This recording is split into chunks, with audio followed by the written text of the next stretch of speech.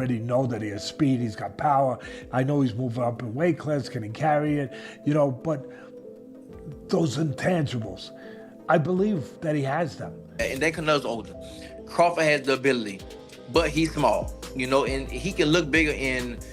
Crawford could look bigger in the weigh-ins and all that stuff, but it's always a difference. When you get that fight with somebody, you can tell. Same thing with Jamel. Jamel fought him, the twin. He fought Crawford, and in all the stuff, the weigh-ins and the press conference. Too fast and too smart for Canelo. Even Canelo's a good boy. I'm not saying like nothing from not taking nothing from Canelo. Canelo Alvarez versus Terence Crawford is being labeled the biggest fight of the year, and Teddy Atlas has given his straightforward breakdown, stating that Crawford has what it takes to win regardless of weight class.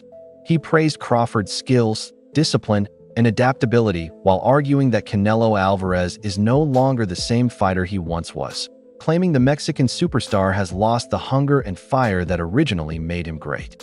Atlas pointed to Canelo's recent performances as evidence of decline and even went as far as calling him overrated compared to Crawford, concluding that Crawford's sharpness and relentless drive make him the clear favorite to win. That the urgency's not there, the fire's not there. At least it wasn't there a week ago. At least I say that. It wasn't there a week ago. Maybe it'll be there now. Maybe he's the kind of guy that, and I get it, that at this point in their career, it has to be a big fight to get up.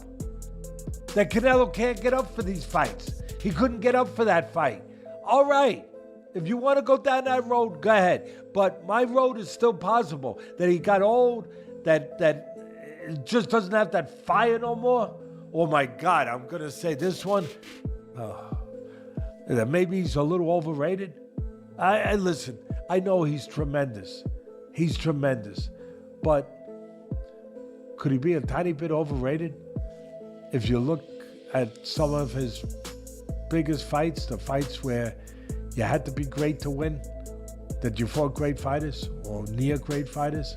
You know, you can make the argument that he lost the first Triple G. You know, he didn't embarrass himself, but he got a draw. Second one, you can make the argument he lost that. I know it was a different kind of fight, and he got better. But you can make that. You can make the argument he lost to Lara. He did lose to Mayweather. You can make the argument it was too young in his career. Maybe. Although it wasn't that young. He turned pro when he was... Mean Machine, a fighter who has shared the ring with Terence Crawford, firmly believes that size will not decide the outcome of Crawford's clash with Canelo Alvarez, arguing that Crawford's superior skill set and high-level ring intelligence make him far too smart for Canelo. In his view, the difference in weight and natural size cannot overcome the gap in IQ, adaptability, and timing that Crawford consistently brings into every fight. Mean Machine describes Crawford as one of the most calculated fighters of his generation, capable of adjusting mid-fight and dismantling opponents regardless of their physical advantages, highlighting his ability to control pace, distance, and rhythm, elements that often outweigh sheer size. And for him, this matchup clearly favors the sharper fighter, Terence Crawford. It's not good for Crawford. Canelo's too big. Right now, my position changed. I think Crawford is too fast and too smart for Canelo. Even Canelo's a good boy. I'm not saying like nothing from not taking nothing from Canelo, but the way like when you see like, oh, he's too big, when you see Usyk fights and what Usyk did to the big guys like Joshua and Fury, so the size that doesn't matter. I think the skill level matters. And Crawford, he gained weight, but I think he's gonna be like even faster, and like his head was good in the ring. He's like boxing IQ just on top. So I would say 50-50, but right now I'm kind of leaning more to Crawford. And that's just because of what you saw Usyk do? It's not like I'm just giving an example, like size doesn't matter in the boxing. When they say like, oh, like Canelo is big and he's fighting like 175, 168, and Crawford just moving from like 147, 154. So I'm just putting an example that size doesn't matter, and like that the fighter makes the fight. I think it's just like that. I see that Crawford's training and that he's big too right now. So he gained weight, but not like, and lots of people gain weight like that sloppy weight, like I would say like fat, but he gained like, he looked like strong, massively strong. So I think it's gonna be a good one. How did Terence feel physically when you faced him? Like, how is his strength? Because yeah, a lot of people do make the point that Canelo's just maybe too big, too powerful for Crawford. Crawford, I wouldn't say like his punches was like super strong, but his timing and accuracy is the Mean Machine draws a strong comparison between the upcoming Terence Crawford versus Canelo Alvarez showdown and Canelo's 2013 bout with Floyd Mayweather, noting that back then Canelo was younger, less experienced, and ultimately schooled by Mayweather's superior speed, defense, and ring generalship. He believes Crawford can replicate a similar blueprint through movement, precision, and smart counterpunching to neutralize Canelo's biggest weapons, but he also points out one crucial difference. Today's Canelo carries far more experience, having faced and defeated elite opponents over the years, learning to adapt and developing a patience that was absent in his fight against Mayweather. throw hard, but they just throw, and he throws like his calculation for the punches and like timing and aiming to the right spots is just like on another level. Do you think that's going to be the thing that complicates the fight the most for Canelo? I think so, yeah. And like, yeah, like we can go back a little bit to Mayweather Canelo, and Canelo, yeah, Canelo was young and like Mayweather smart, but it can be like familiar fight like that. Even Canelo right now have more experience, and Crawford is still on his prime. So yeah, we'll see. From just your experience, you knowing boxing, like how do you think the fight will play out? Do you think it'll be a slow fight? Do you think it'll be tactical? Like, do you think Crawford? I think it's gonna start a little bit slowly. They're gonna be careful with each other just to kind of like measure each other and see where they at. And like they're like, that's why like they're like champs and they're like great ones. They just don't go like crazy like from the third. Regis Progrise offers a different perspective, dismissing the idea that Terence Crawford's punches will have much effect on a granite-chinned, naturally bigger fighter like Canelo Alvarez, noting that Canelo has absorbed shots from some of boxing's hardest hitters, men naturally larger than Crawford, while proving nearly unshakable. Still, Progrise does not completely rule Crawford out, admitting that while he doubts the impact of Crawford's power, he recognizes the Nebraska star's ability to win through skill, strategy, and determination, praising his world-class technique, stance-switching versatility, and flawless game planning that make him a dangerous opponent even for someone as formidable as Canelo. I think that Crawford has the ability to outbox Canelo. You gotta look at, and that Canelo's older. Crawford has the ability, but he's small, and he can look bigger in. Crawford could look bigger in the weigh-ins and all that stuff, but it's always a difference. When you get that fight with somebody, you can tell. Same thing with Jamel. Jamel fought him, the twin. He fought Crawford, and in all the stuff, the weigh-ins and the press conference, Jamel looked like the bigger man. His head, his neck, everything looked bigger. But when they got in the fight, you can tell. You can see who really was the bigger man. And I think that's the same thing. Crawford is putting on weight, but it's not weight. Like Canelo had the weight already. He doesn't have to put on muscle. He doesn't have to do that. He's already big like that. But I think that Crawford does have the style. He does have the style to beat him. If you look at the people that beat him or gave him troubles, Irislan, De Lara, Austin Trout, Floyd, and Bivol, they gave him trouble and stuff like that. And Skull moved around a little bit too. So I think that Crawford has that. But I don't know how Crawford is going to respond when he gets hit. Same thing with Jamel. Jamel was undisputed at 154, and Canelo hit him and shit. Jamel was like, hell no. Jamel took a knee, So it's a big difference. And Crawford had that one fight at 154, and he didn't, Madrimov would touch him up a little bit. And this is nowhere close to Madrimov. You talk about Canelo. Now, if it was just another bigger guy, I would go with Crawford. But you talk about this might be. People might kill me for it, but not really, but this might be the best Mexican fighter ever. One of them, at least. Jose Vargas Jr., who has sparred with Terence Crawford, echoes Regis Progrea's skepticism, openly stating that he does not believe Crawford can hurt Canelo Alvarez after personally feeling Crawford's punches in sparring. While Vargas admits Crawford is sharp and precise, he argues that he is not heavy-handed enough to seriously trouble a fighter with Canelo's size and durability, especially considering Alvarez has already faced and survive the power of much larger opponents. Still, Vargas does not dismiss Crawford completely, acknowledging that power isn't everything and that timing, accuracy, and consistency can break down even the toughest fighters. Though in his view, Crawford's shots may lack the weight to stop Canelo from pressing forward with relentless pressure. Camp. You know, all we're doing is putting the final touches. I mean, I've been sparring Ron Ellis. I mean, this guy is a dog, bro. He's been getting me ready. I mean, he's been Canelo's sparring partner. Shout out to my guy Ron, man. He comes, tries to knock me out every single sparring. This guy fights at 68.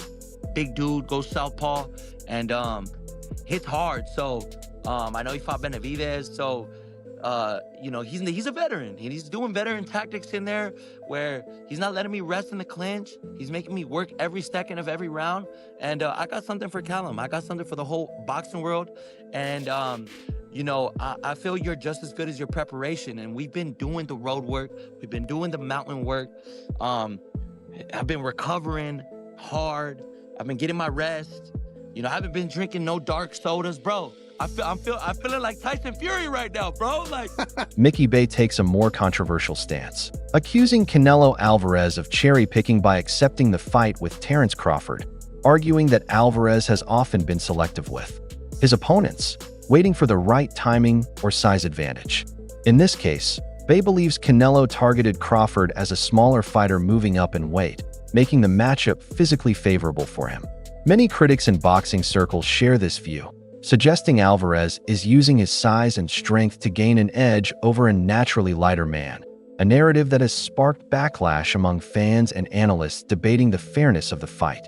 Still, Bay concedes that Crawford is far too good to be written off, stressing that even if Canelo enters as the bigger man, Crawford's intelligence and adaptability could still change the outcome. That size comparison type of a thing to make it seem like it's not a type of cherry pick that he has to go up into this battle. No, he a lot bigger. See, people looking at height. Height don't got nothing to do with weight and where you've been fighting at. Like, Terence put his weight on, so it's a difference. No, Canelo's a lot bigger, like, hands down. Like, just mass, as far as mass, he naturally that thick. You know, he got to come down. Terence, just because your weight is up there, that don't mean that. That's like putting a dude, Benavidez, as a heavyweight. He might walk around at 205 or whatever. That don't mean he a heavyweight, though. So, Canelo is by far the bigger man. We didn't seen him hit dudes 6'3", 6'2" in the arm and hurt him. Like, he didn't hurt Kovalev, light heavyweight. So, I mean, didn't he have a light heavyweight title? Well, when he fought Kovalev? Just period, at light heavyweight. Didn't Canelo win the light? Did he? Nah, he just Kovalev. That's it. Oh, okay. Well, he might have only fought there a couple times, but the fact that he fought up there though, and he fought way up in light heavyweight, but he been at super middleweight for a minute, so he the bigger guy for sure. So really, he gotta hurt Crawford, or he got to get his major respect. He got to get his major respect to make Crawford feel like he got to survive. If he can't that, then he probably ain't gonna win. Do you feel like you was talking about Crawford? He needs to poke his way out of this fight, right? We've seen that. You know, Crawford's been lined up by lots of fighters. Not Errol Spence, of course, but other fighters that was able to line up with shots that don't necessarily hit like a Canelo. Now, Canelo gonna line you up regardless, right? Did he? No, he just fought Sergey Kovalev. That's it. Okay, maybe he only went up there a couple of times, but the fact remains that he did fight at light heavyweight, and he's been settled at super middleweight for a while now, making him the naturally bigger man. So for Canelo Alvarez, the key is that he has to hurt Terence Crawford, or at least earn major respect to force Crawford into survival mode. Because if he can't, winning becomes much harder. On the flip side, Crawford has shown in the past that he can be lined up by fighters, not Errol Spence, of course, but others, who don't hit anywhere near as hard as Canelo. And with Canelo's precision, he's going to line you up regardless.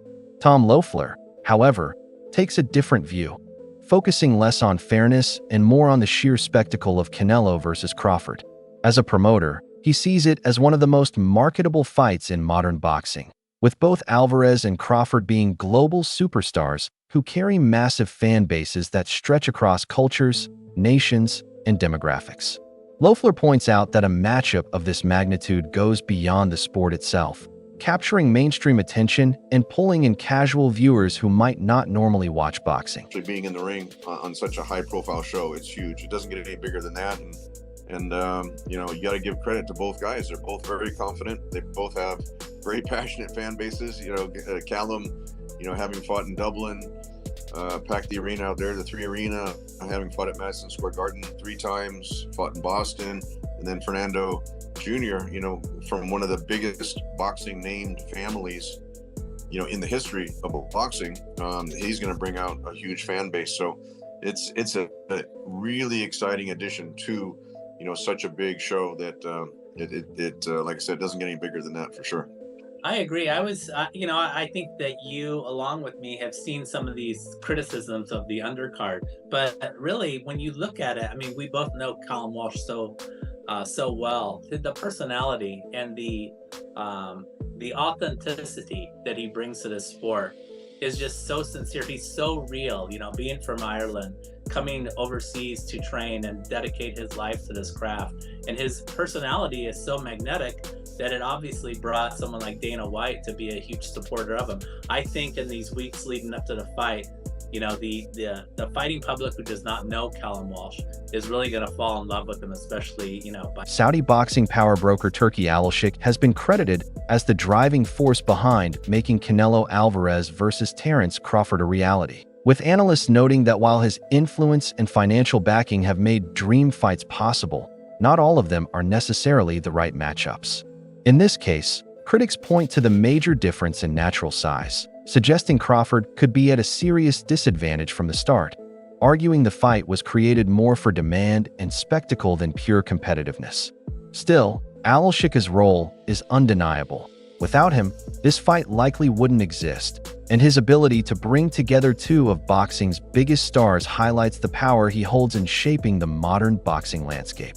Whether or not it is the perfect matchup, his vision ensures that fans across the globe will witness a once-in-a-generation event. Benavidez Jr., Canelo, you know, would have mopped up all of these dudes, bro. Would have mopped up all of these dudes. Like, you know, when we're coming out and saying that this is a complete mismatch, and this is a joke, and this is a fantasy fight, you know what I'm saying, that Turki Al-Sheikh dreamed of, and we know he's a big Crawford fan, knowing, you know, the level of star power that Canelo Alvarez has, and he had the bag to make this fight happen. It doesn't mean that it's a logical fight for boxing, bro. At the end of the day, man, you know, you guys tell me if Terence Crawford would have beat Triple G. Tell me if he would have beat Billy Joe Saunders. Tell me if he could beat Bivol, even though, yeah, Canelo didn't beat Bivol, but tell me if he could have beat a Sergey Kovalev. And the other loss Canelo has to Mayweather, man. Crawford, you know, nobody in the world I felt could have beat Mayweather in the height of his career, bro. Tell me if Crawford, bro, would have just flat out went in there and beat a guy like Miguel Cotto, Daniel Jacobs. You know what I'm saying, bro? Like, it's the level of competition that Canelo faced, man. And these dudes that he went in there to beat. You know, Terence Crawford is nowhere, you know, has fought nowhere near the level of competition that Canelo Alvarez has fought. And I've had some comments talking about, you know, you talk about we're going off of our emotions and you're going off of your emotions. You're not giving no facts, bro. Like, this is all facts right here, bro. The fact of the matter is, bro, Canelo Alvarez has fought at light heavyweight. The fact of the matter is, Terence Crawford has only fought once at 154 pounds. And the fact of the matter is, he was getting touched up by those right hands all night, bro. By Majumov. That's the fact, bro. The biggest, most dominating fight he ever had was against... Trainer Dave Coldwell has long admired Terence Crawford's versatility and believes those qualities will be crucial against Canelo Alvarez, noting that Crawford's ability to switch seamlessly between orthodox and southpaw stances gives him an edge few fighters possess. Coldwell highlights how Crawford uses this skill to create angles, disrupt rhythm, and keep opponents constantly guessing, while also emphasizing the importance of his footwork, which allows him to glide in and out of range and avoid being cornered. Since Canelo thrives on cutting off the ring and applying pressure, Coldwell argues that Crawford's mobility could be the deciding factor, explaining that if Crawford maintains distance, uses lateral movement, and prevents Canelo from trapping him on the ropes, he has every chance to win rounds and potentially the fight. From when the fight got made, I've always fancied Crawford. I just think it's different. I think there's something about him. I think if you add what Crawford's good at, his brain, he can switch, he's very good as a southpaw. His judgment at distance is fantastic. His punch picking is fantastic. He's got good legs. When you add what, and he can pop. I mean, listen, he might. I'm not saying he's got the power to hurt Canelo, but he might have the power to surprise Canelo a little bit and just sting him and just. But when you look at what Crawford does well, and then I look at this version of Canelo, as Canelo's got on, his punch rate's gone down. That's all for today's video. Stay tuned for more updates coming your way.